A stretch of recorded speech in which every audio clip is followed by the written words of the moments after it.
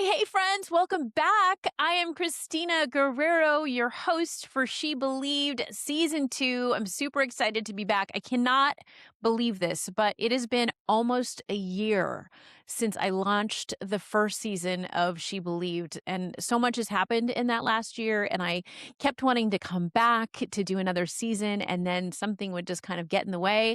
I'm so incredibly proud of season 1. If you haven't had a chance to give it a listen, please do because it helps with the algorithm.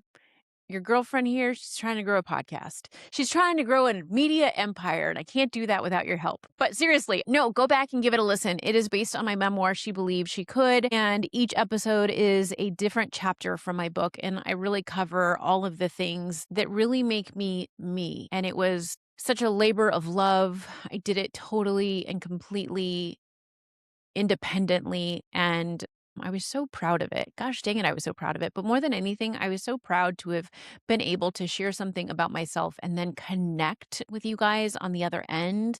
The amount of people that I heard from who, yay, not just loved it. So thank you for that support, but also the people who saw themselves in my story, which was always the purpose, right? I don't think that my story is completely unique.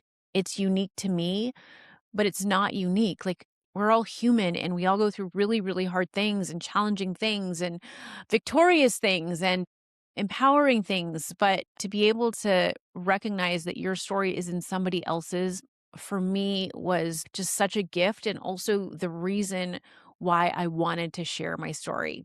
So we're kicking off season 2 with some great guests. Instead of me talking about all about me, I really believe, and this is what I've always loved about interviewing, is that have always believed that everyone has a story and everyone deserves to have their story told. And so I'm super excited to dive into some really important conversations with some very empowering women. At this point, it's just women who have who have believed in something outside of their circumstances, and no matter what was going on, they believed that they were worthy of the life that they dreamt of. And so I'm super excited to talk about that. But before we do, I just wanted to give you an idea of like what I've kind of been up to in the last years since I launched She Believed. Like I said, it was a labor of love. Would I have loved for a big podcast company to come through and just be like, we love this so much, we want to pay you millions of dollars?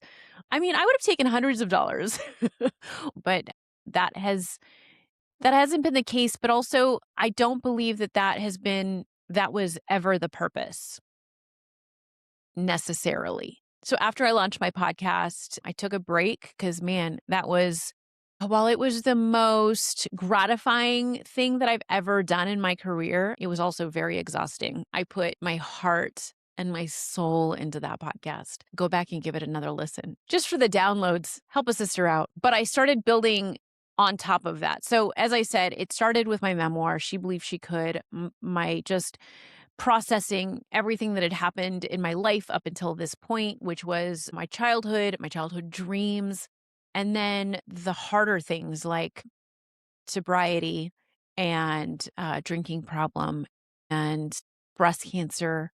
And then like the career that I had worked so hard for, that I had like sacrificed so much for, basically going away, right? Television isn't the same. It's not. And the way in which I do television as a TV host there's not a ton of opportunities. And so I was kind of really left with, what do I do now? So I wrote the memoir.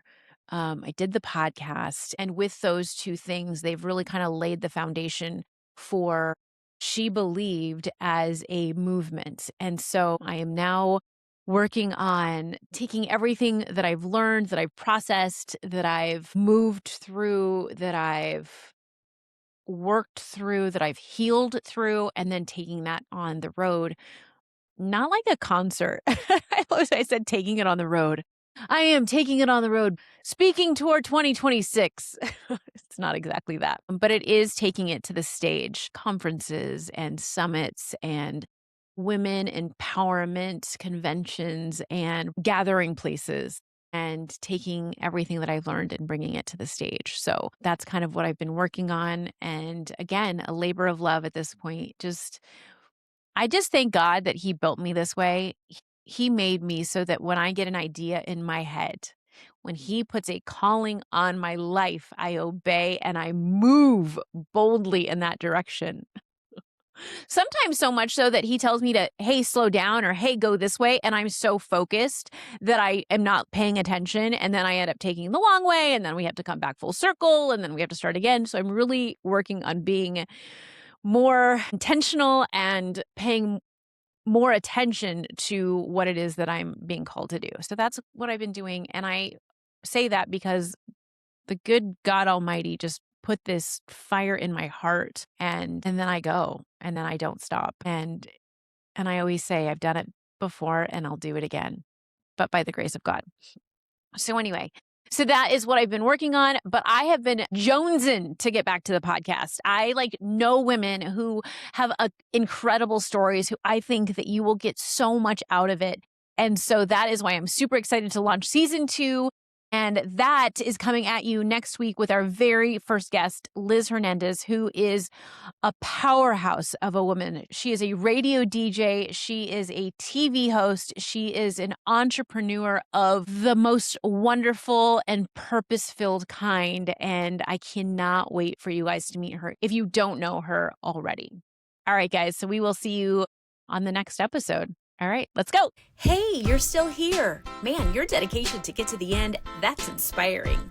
I'd be so grateful if you hit that follow button and share this episode. And if you really loved it, hey, leave a review, because validation is my love language.